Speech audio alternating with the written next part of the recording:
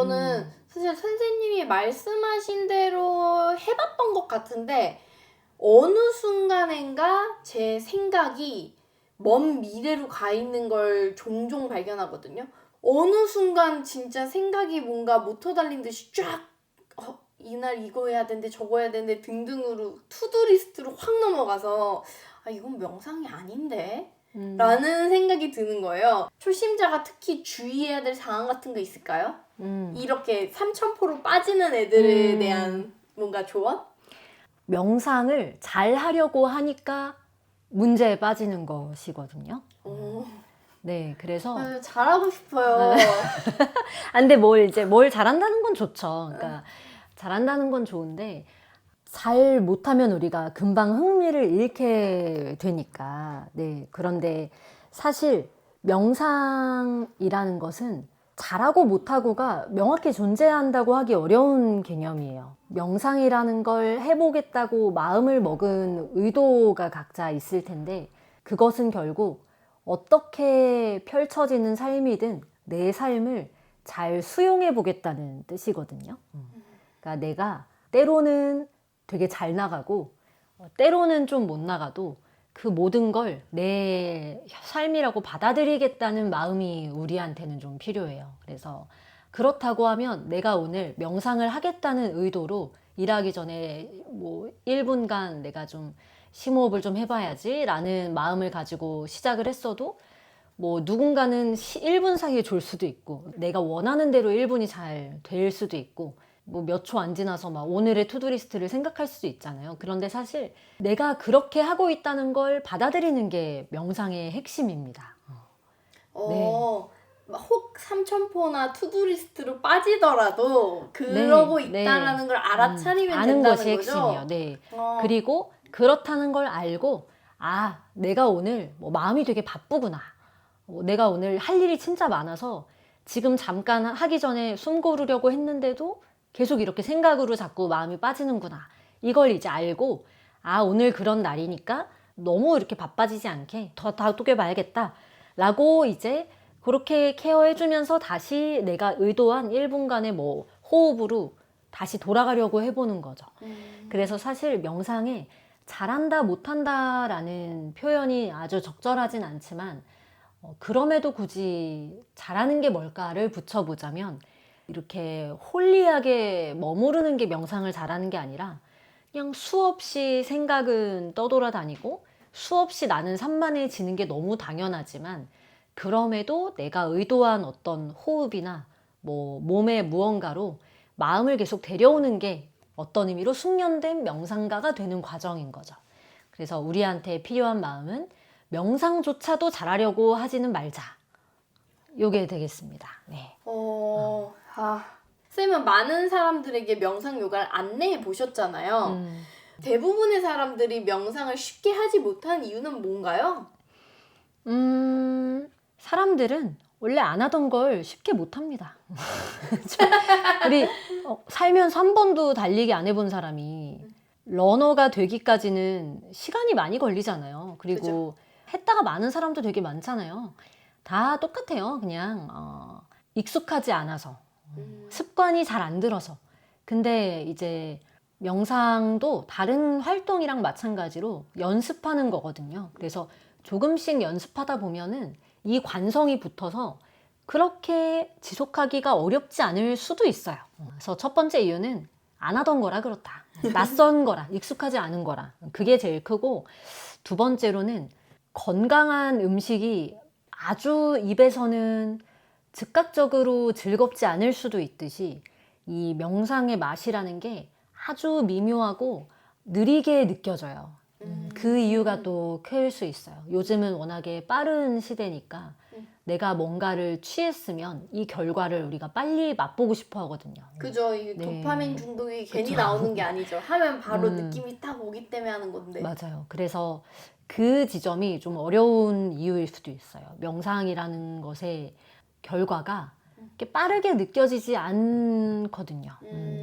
내가 오늘 10분 명상한다고 해서 갑자기 스트레스가 100에서 50만큼 줄어들고 이럴 수도 있는데 항상 그렇지 않거든요. 그래서 좀 느리다. 변화가 느리고 열매가 좀 천천히 열린다. 그게 요즘 시대에 우리에게 명상이 조금 더 이렇게 딱 따먹기 어려운 이유가 아닐까 싶기도 합니다. 그렇지만 하면 다 된다. 누구나 할 수 있다. 누구나 할 수 있다. 운동선수들은 사실 같은 레벨의 선수라면 상황에 따라 자기 기량을 발휘하는 선수가 있고 못하는 선수가 있어요. 예를 들면 개인 종목 선수가 뭔가 테니스 같은 경우 매치 포인트일 때, 되게 중요한 순간일 때, 혹은 뭐 농구에서는 종료 시간 몇 초 전에 패스를 받았을 때, 꼭 슛을 넣어야만 할 때, 혹은 승부차기일 때 마지막 키커, 9회 말 투아웃 만루 타석에 들어섰을 때, 이럴 때 약간 평소에는 잘하다가도 그런 상황만 오면 제 실력을 발휘 못하는 선수들을 소위 유리 멘탈 혹은 뭔가 새가슴 뭐 이렇게 비난하잖아요. 상황이 주는 이런 중압감 혹은 실패에 대한 두려움이 신체가 기억하는 기술을 끄집어내지 못하게 하는 것 같아요. 보면 실패에 대한 기억을 내가 또 인지하고 있기 때문에 과거랑 전혀 연결짓지 않아도 되는데 괜히 또 긴장했달지 뭐 이런 것 같은데, 명상이 그걸 해소해 줄 수 있다면 어떻게 이거를 좀 도움을 줄 수 있을까요? 뭔가 이렇게 긴장되거나 이 상황에서 내가 이 한 번의 퍼포먼스로 나를 되게 증명해야 하거나 이런 상황이 오면 누구나 이제 어떤 종류의 스트레스 상황에 노출이 되는데, 그럼 우리가 신체적으로 많은 이런 변화를 겪잖아요. 막 이렇게 뭐 식은땀 나고 심박도 올라가고 얼굴도 막 붉어지고, 그러다 보니까 이 신체적인 반응과 거기에 뒤따른 여러 정서적인 뭐 너무 내가 뭐 이렇게 들뜬다든지 뭐 아니면 너무 정신이 없다든지 그런 상황에 놓이다 보니까 내가 할 수 있는 이 100%를 다 충분히 못 펼치는 거죠. 거기에 휩쓸리게 되니까 우리 말과 행동이 이 내 감정과 감정이 불러일으키는 몸의 여러 가지 반응에 계속 휩쓸리니까 이제 퍼포먼스를 잘 못 내는 건데, 우리가 이제 명상이라는 것을 통해서 결국 내가 지금 어떤 것을 느끼고 어떤 감정과 어떤 신체적 반응에 놓여 있다는 걸 알게 되면 안다는 것만으로도 조금 거기에서 자유로워질 수 있거든요. 우리가 막 엄청 떨려서 그 상태로 계속 발표를 하는 거랑, 내가 지금 발표 시작하기 전에 되게 떨린다는 걸 일단 알면서 한번 심호흡하고 들어가는 거랑 여전히 떨리지만 조금의 차이가 이제 우리에게 있잖아요. 그래서 그런 연습을 명상하면서 이제 점점점 해 나가는 거죠. 근데 사실 그렇다고 해서 갑자기 내가 할 수 있는 범위보다 잘해지는 건 아니에요. 그래서 이제 두 가지가 필요한 거죠. 우리한테는 내 기량을 이 상황이 깎아먹지 않을 수 있게 내가 지금 느끼고 경험하는 이 신체적, 정서적인 상태를 충분히 인지하고, 이것은 그냥 실제가 아니라 지금 내가 놓여있는 상황 때문에 유발되는 것이구나를 알면서 우리가 충분히 이걸 좀 잘 케어하려고 하는 시도가 하나 필요하고, 이제 두 번째로는 평소에 연습을 잘해서 트레이닝을 잘해서 우리가 발표하려고 하면 평소에 얼마나 연습을 많이 해요. 근데 그런 게 사실 이제 이런 상황에 잘 대비하려고 하는 거잖아요.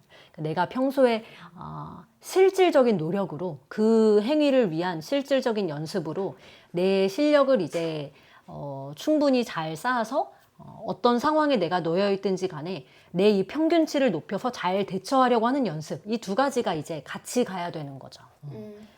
멘탈 케어와 신체적인 능력 향상. 그래서 좀 뭐 멘탈이든 명상이든 이해도가 있는 코치님들은 멘탈이 약하다라고 이제 지적된 선수들한테 하드 트레이닝을 시킨대요. 선수를 약간 평상시 마주할 환경보다 더 극한 상황에 놓아서 더 혹독한 상황에 처해 놓고 뭔가 훈련을 한다. 그럴 때 이제 자신감이 조금씩 더 쌓인다라고 주장하는 코치님들도 계신데 그런 효과가 있을까요? 하드 트레이닝에 적응되는 건 어떤 효과가 있을까요? 그런 거 아닐까요? 우리가 국가대표 선수가 사회인 야구, 축구 이런 데 가서 하면 자기가 되게 소위 새가슴이어도 긴장되지 않을 거 아니에요. 그죠. 그쵸? 아니 근데 오히려 더 긴장될 수도 있어요. 그래요? 지면 더 망신이니까. 질 확률이 되게 적은 경기다. 이렇게 그러면 했을 아니죠. 때. 부담감 없지. 네, 그래서 사실 하드 트레이닝은 그런 거 이제 아닐까요? 어쨌든 너의 실력을 조금 더 향상시켜서 압도적으로 더 키워서 네가 처해 있는 환경이 네 실력으로도 충분히 돌파할 수 있다는 믿음을 좀 갖게 실질적으로 기량을 올리는 거죠. 자기 신뢰를 더 회복하게 그렇죠. 해주는 네. 건가? 근데 사실 우리가 이 스포츠와 멘탈리티라는 관계를 놓고 봤을 때 사람마다 차이가 있겠지만 결국은 내가 가지고 있는 기량이 내 심리적인 상태 때문에 얼마나 영향을 받냐의 차이잖아요. 근데 누구는 되게 나는 집중받는 걸 좋아하고 이래서 큰 무대일수록 너무 잘해 이런 사람도 막 있을 수 있잖아요. 있죠. 네. 그러면 이제 뭐 좋은데, 그러면 좋은데 그 반대를 우리가 주로 스포츠에선 다루는 거잖아요. 그래서 그렇다는 건 결국 이 두 축인 거죠. 그러니까 결국 이 심리적이라는 건 되게 개인적이어서 엄청 주관적이어서 실제로 저 사람이 얼마나 잘하나 못하나와 약간은 좀 무관하게 내가 지금 나를 얼마나 믿을 수 있냐, 어느 정도 자신감이 있냐, 내지는 내가 이 상황에 대해서 얼마나 걱정을 더하냐 덜하냐, 얼마나 더 불안감을 느끼냐 아니냐가 좀 영향을 미칠 수 있거든요. 그래서 이 내 심리적인 걸 명상으로 잘 케어한다고 하면 이 다른 축, 그러니까 내가 객관적으로 내 실력을 평가하지를 못하고 내가 자꾸 어떤 주관적인 나에 대한 믿음감이 자꾸 떨어질 것 같다는 게 내 어려움이면 실제 실력을 좀 이렇게 높이면 상대적으로 내가 나를 좀 더 믿을 수 있으니까 좀 더 확신을 가질 수 있으니까 그런 좀 멘탈 이슈가 좀 덜해질 수 있다라는 거 아닐까요? 얼마나 하드 트레이닝을 하는지 모르겠지만 네. 공부하는 학생의 비유를 네. 해볼게요. 부담 없는 시험은 좋은 점수를 받다가 중요한 시험만 닥치면 망치는 학생들도 있다. 이거 약간 아까 비슷한 예인데요. 운동선수가 신체가 기억하는 기술을 발휘 못하는 것처럼 학생도 두뇌가 기억하는 지식을 떠올리지 못하는 경우가 있죠. 진짜 열심히 공부했는데 네. 나 분명히 다 외웠었는데 시험만 마주하면 까먹거나 이럴 때 시험을 준비하는 학생들한테도 명상이 도움이 될까요? 그럼요. 도움되죠. 훨씬 침착하게 실전에 임할 수 있죠. 침착하게. 그럼요. 네. 그래서 실수하거나 이런 거 당연히 줄일 수 있고 점진적으로는 내가 의도한 한 가지 일에 보다 잘 집중하는 능력도 훨씬 좋아져요. 마음이 뇌가 덜 산만해지는 걸 확실히 도와주죠. 명상이. 약간 수험생들한테도 도움 될 것 같네요. 미리 알았더라면. 독자 사연입니다. 네. 안녕하세요. 저는 20대 직장인입니다. 첫 취업 후 거의 2년이 다 지나가요. 지금 이제야 사회 초년생 티가 벗어나는 것 같은데 다른 건 다 적응이 됐는데 PT 하는 게 너무 힘듭니다. 아무리 열심히 준비해와도 발표 시간이 다가오면 심장이 너무 쿵쾅거리고 발표할 땐 꼭 목이 꽉 잠겨서 쉬어버리기까지 하는 것 같아요. 진짜 열심히 준비하고 공들인 일들도 발표 때문에 꼭 100%를 못 보여주는 것 같아 너무 속상합니다.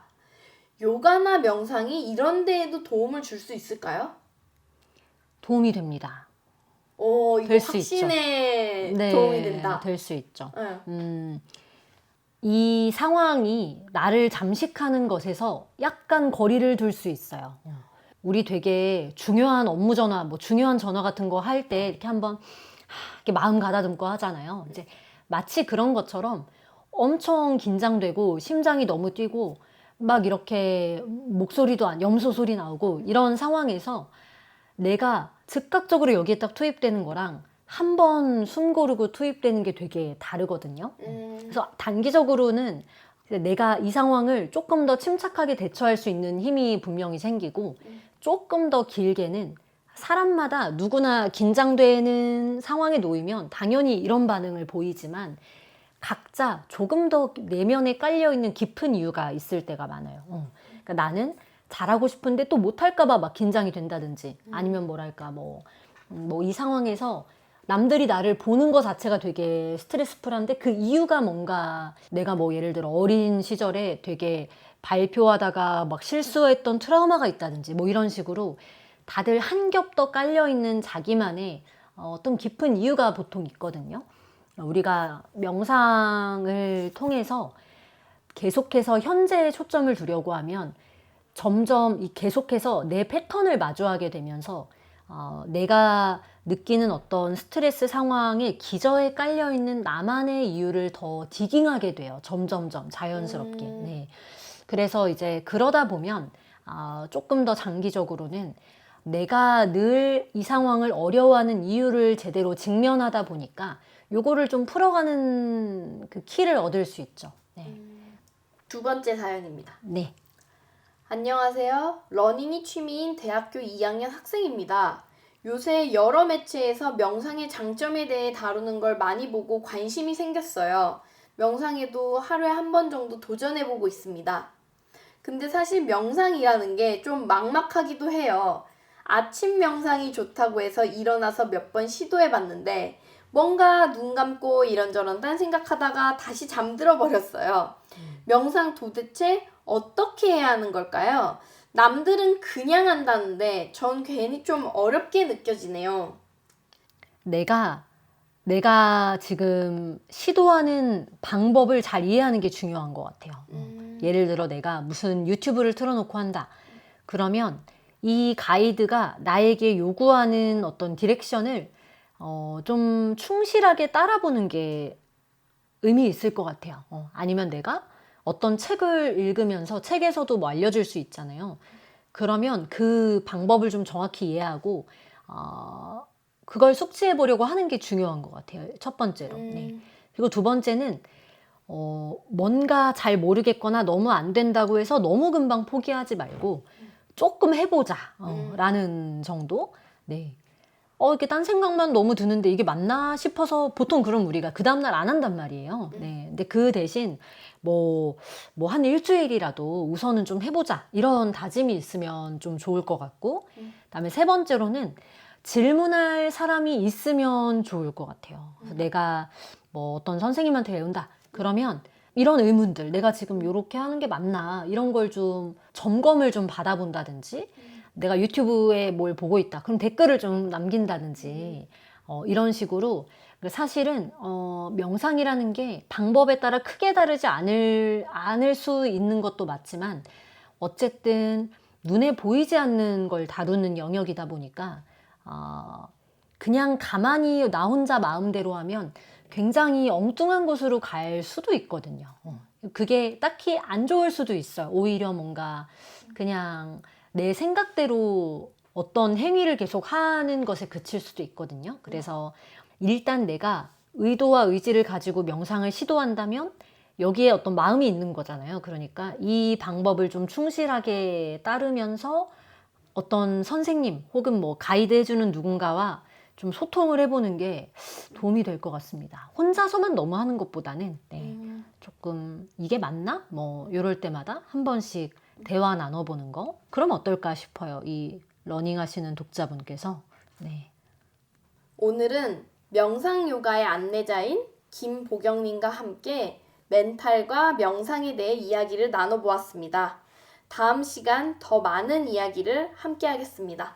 감사합니다. 감사합니다.